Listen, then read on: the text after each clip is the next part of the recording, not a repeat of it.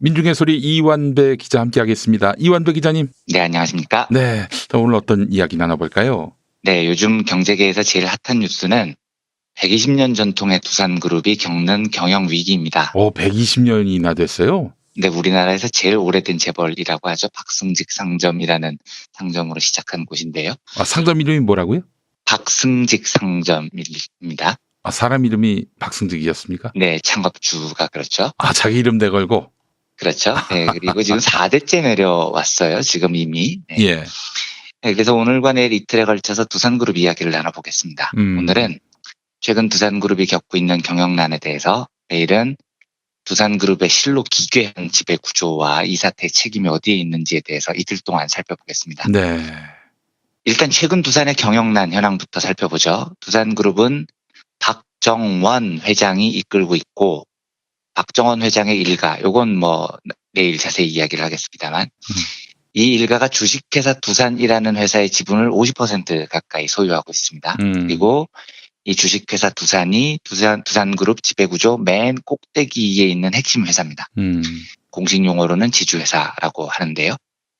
이 꼭대기 회사가 아래 주요 자회사들을 다 지배합니다. 그런데 그 계열사 중에 가장 비중이 큰 회사가 두산중공업이라는 회사입니다. 그리고 이 두산중공업이 다시 두산건설을 지배하고 있습니다.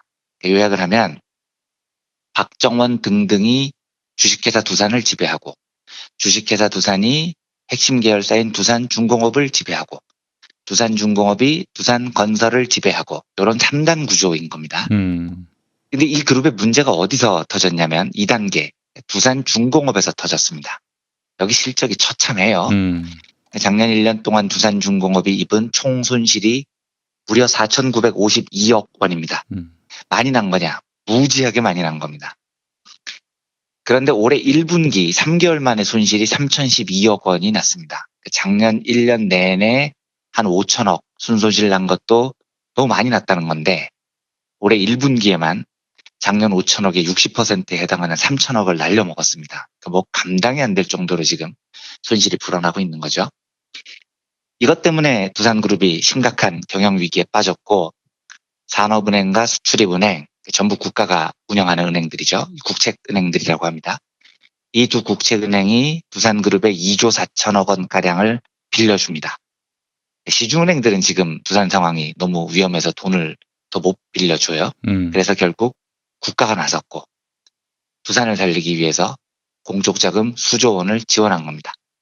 왜 이런 일이 벌어졌는지 이유를 분석하기에 앞서서 한 가지 꼭 짚고 싶은 게 있습니다. 두산그룹의 공적자금을 쏟아 부어야 되느냐 말아야 하느냐에 대한 논쟁은 지금도 진행 중입니다. 여기에 대한 제 생각도 있어요. 네. 근데 그걸 말씀드리는 걸 떠나서, 기업이 위기에 빠지면 그걸 살리기 위해서 지금처럼 국책은행에 공적자금이 투입됩니다. 이게 정부의 역할이죠. 기업이 망하면 경제에 미치는 타격이 크니까요.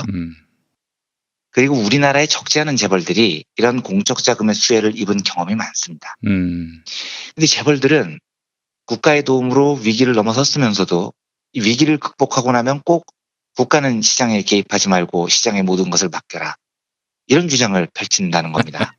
이게 전 너무 웃긴 거예요. 배은망덕한 것들. 아이고. 네, 위기에 처하면 국가의 도움을 너무 당당하게 요구하고, 그래서 살아나면 나 세금 덜 낼래, 국가는 찌그러져 있어, 이럽니다. 이게 상식과 도리에 맞냐는 거죠. 지금부터가 본론인데요. 네. 두산그룹의 경영위기가 문재인 정부의 탈핵 정책 때문이다. 이게 미래통합당과 보수언론 일부 무리들의 주장입니다. 네. 왜냐하면 두산중공업의 주축 사업이 발전설비를 구축하는 거거든요. 당연히 여기에는 핵발전소, 화력발전소 등등의 설비 구축이 포함되어 있습니다. 그런데 문재인 정부 들어서 탈핵 정책이 추진되면서 핵발전소 수주를 못해서 실적이 개판이 됐다는 게 지금 이 사람들의 주장입니다. 근데 이게 진짜로 웃긴 주장이에요. 이걸 이해하기 위해서는 영업이익이라는 단어와 순이익이라는 단어를 이해해야 합니다. 회계 이야기가 나와서 조금 골치 아픈데 조금만 참고 들어주십시오. 영업이익이란 내가 순수하게 장사를 해서 벌어들인 돈입니다. 예를 들어서 가게를 하는데 이번 달에 우리 가게에서 1억 원어치를 팔았고 재료비, 인건비, 월세 등등등 장사를 하는데 필요한 비용이 9천만 원이 들었으면 1억 원 팔고 9천만 원 썼으니까 1,000만 원 벌었죠. 요게 영업이익입니다. 순수하게 장사를 해서 번 돈이죠. 네. 근데 장사를 하다 보면 장사와 무관하게 드는 돈들이 있어요. 예를 들면 은행에 돈을 10억쯤 빌렸는데 매월 이자가 나간다거나 하는 돈입니다. 그래서 아까 장사해서 번 돈, 그러니까 영업이익은 1,000만 원인데 은행에 이자 물고 나면 내 손에 쥐는 돈은 7만 원밖에 안 되는 때가 있습니다. 요때 결국 내가 손에 쥐는 돈 700만 원을 순이익이라고 부릅니다. 네. 그러니까 장사로 번 돈은 영업이익이고 장사 외에 쓴 돈, 번 돈 다 합쳐서 순수하게 내 손에 쥔 돈을 순이익이라고 부르는 겁니다. 제가 아까 두산중공업이 작년에 4,952억 순손실이 났다고 말씀드렸죠. 요건 장사를 해서 난 손실, 그러니까 영업 손실을 말하는 게 아닙니다. 순손실을 말하는 겁니다.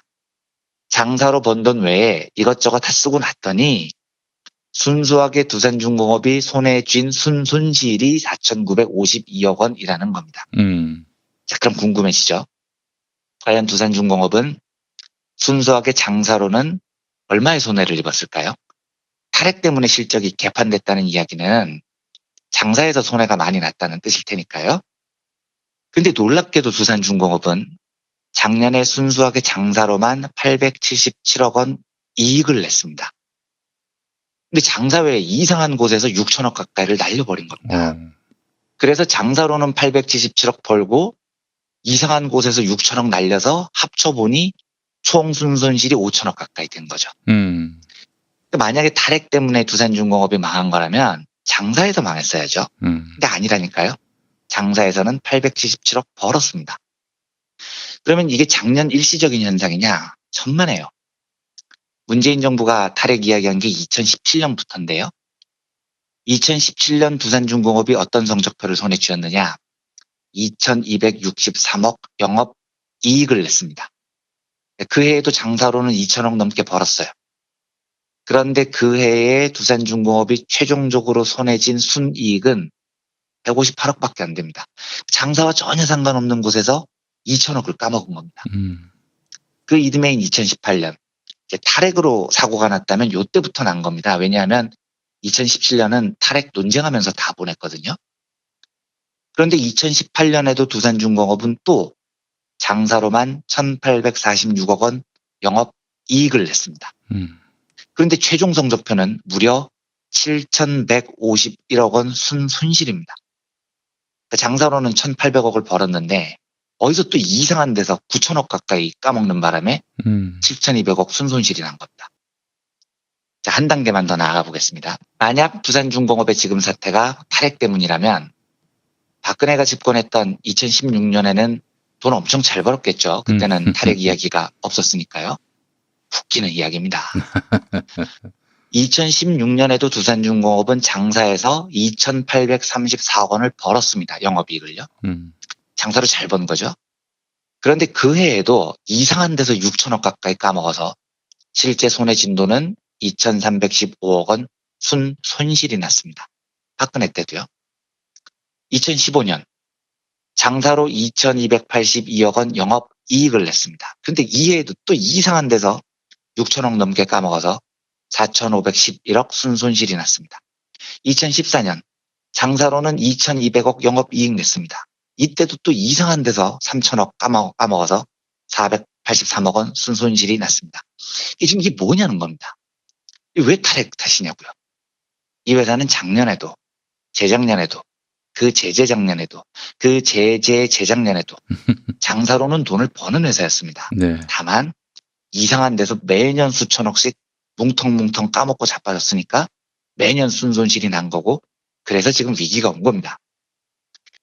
그러면 궁금해지잖아요. 이 회사는 도대체 어디 이상한 곳에서 매년 수천억씩 까먹고 자빠졌냐고요. 제가 아까 두산중공업이 두산건설을 지배하는 회사라고 말씀드렸죠. 네. 두산건설 지분을 100% 다 가지고 있습니다. 이것 때문에 두산건설에서 일어나는 일은 장부상, 회계상 100% 모두 두산중공업이 떠안아야 됩니다. 100% 주주니까요. 그래서 두산건설에서 손실이 나면 이게 고스란히 두산중공업의 손실이 됩니다. 자, 몇 년 동안 두산중공업이 어디서 수천억씩 날렸느냐? 전부 두산건설에서 날렸습니다. 2012년 두산중공업이 또하는 두산건설 손실이 4,300억입니다. 2015년 200억, 2016년 2,000억, 2018년 6,300억입니다. 작년에도 600억 넘게 두산건설 손실을 중공업이 떠안았습니다. 2011년 이후에 10년 가까이 두산중공업이 떠안은 두산건설 손실이 무려 1조 5천억이 넘습니다. 두산중공업이 100% 두산건설을 지배하기 때문에 건설이 망하면 이 책임을 중공업이 지는 겁니다. 그래서 실제로 두산중공업이 핵발전소, 화력발전소로 번 돈을 건설에 지원을 계속 해왔어요. 현금, 현물, 땅, 증자, 온갖 방식으로 계속 중공업이 번 돈을 건설에 꼬나박습니다. 이 10년 동안 중공업이 건설에 쏟아부은 돈이 2조 원 가까이 됩니다. 두산중공업이 왜 경영난에 몰렸냐고요? 건설에 2조 원 가까이 물렸기 때문입니다. 만약에 이 2조 원 안 물렸잖아요. 지금 두산중공업은 최근 10년 장부 다 털어도 아슬아슬하게 흑자거나 적자여도 전혀 문제가 안 될 정도로 아주 작은 적자입니다. 그러니까 아무리 보수적으로 잡아도 두산건설만 없었으면 최소한 지금 쌓인 적자의 90%는 없어져요. 제가 다시 묻습니다. 이게 왜 탈핵 때문이냐고요. 두산 박씨 일가가 건설에 집착해서 삽질했기 때문이죠. 근데 이런 말씀을 드리면 반론하는 분들이 있습니다. 두산이 건설에서 삽질한 건 맞는데 탈핵으로 수주가 줄어든 것도 사실 아니냐, 발전소 수주가. 그러니까 만약에 탈핵이 아니었으면 장사로 돈을 훨씬 더 많이 벌었을 거고 그러면 건설에서 삽질한 걸 만회할 수도 있었다. 이런 반론입니다. 진짜 웃긴 반론인데요. 사고는 건설에서 치고 만회는 핵발전소로 하려고 하느냐는 게 웃긴 이야기죠. 근데 백보를 양보해서 그렇다 치겠습니다. 실제로 두산중공업이 핵발전소나 화력발전소 수주액이 계속 줄고 있어요.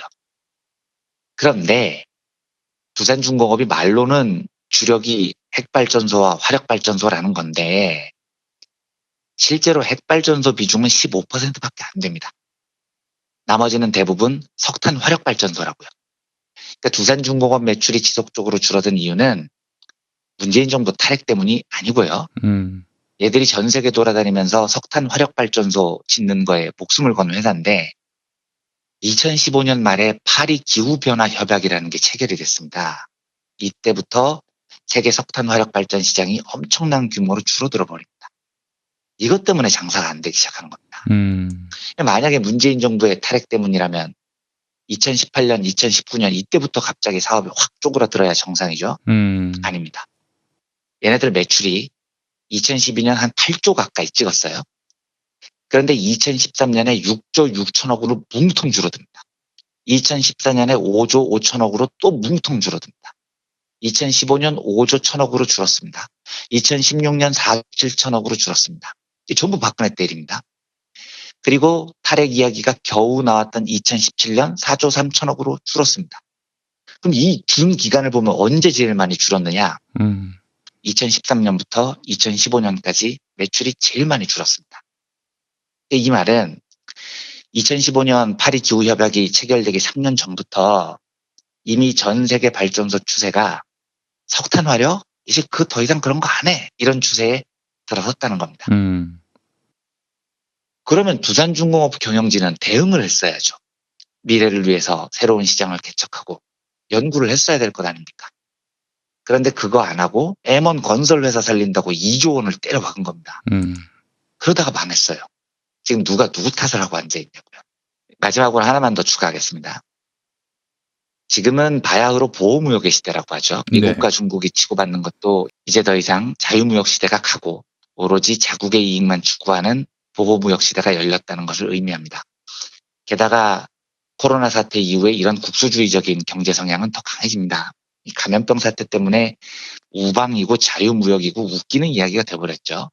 실제로 최근에는 마스크 때문에 막 해적질 논쟁 이런 것도 생겨요. 예, 독일 베를린시가 3M으로부터 마스크 20만 장을 구매했는데 태국에서 이 마스크가 미국한테 강탈을 당합니다.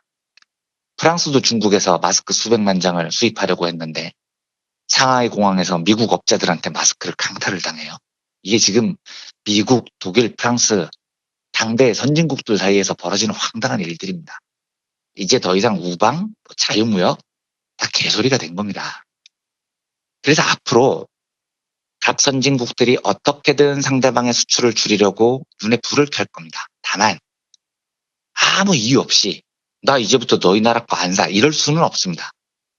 어찌됐건 WTO 세계무역기구라는 기구가 있고 각 나라들의 무역협정이라는 게 있어서 나 수틀린다고 아무 때나 나 너희 거 안 사 이럴 수가 없는 겁니다. 네. 그러니까 무역 규제를 할 때는 명분이 있어야 돼요. 그러면 어떤 명분이 다른 나라의 물건을 안 사는데 제일 좋은 명분일까요? 단언컨대 최고의 명분은 환경 문제입니다. 니네가 수출하는 물건이 환경을 망치고 있어. 이것만큼 좋은 명분이 없거든요. 왜냐하면 기후나 환경에 관련된 기술은 선진국과 개발도상국 사이에서 매우 많이 벌어져 있는 분야입니다. 그냥 물건 사고 팔기로 무역하면 미국이나 유럽이 중국을 못 당하죠. 중국이 훨씬 싸게 만드니까요. 그런데 중국 니네 환경 기준 맞춰. 이런 규범이 마련되면 중국이 절대로 미국이나 유럽을 감당 못합니다. 환경 관련해서 기술 차이가 너무 많이 납니다. 그래서 선진국들이 보호무역을 위해서 눈에 불을 켜는 게 기후협약 같은 겁니다. 이런 거 맺어놓으면 무역에서 압도적으로 선진국이 유리해집니다. 자, 두산중공업이 지금 석탄과 원전, 특히 석탄 화력발전소로 먹고 사는 기업인데요. 이 기업은 장담하는데 사업구조 안 바꾸면 망합니다. 석탄 화력발전소를 지금 어디에 짓겠다는 겁니까?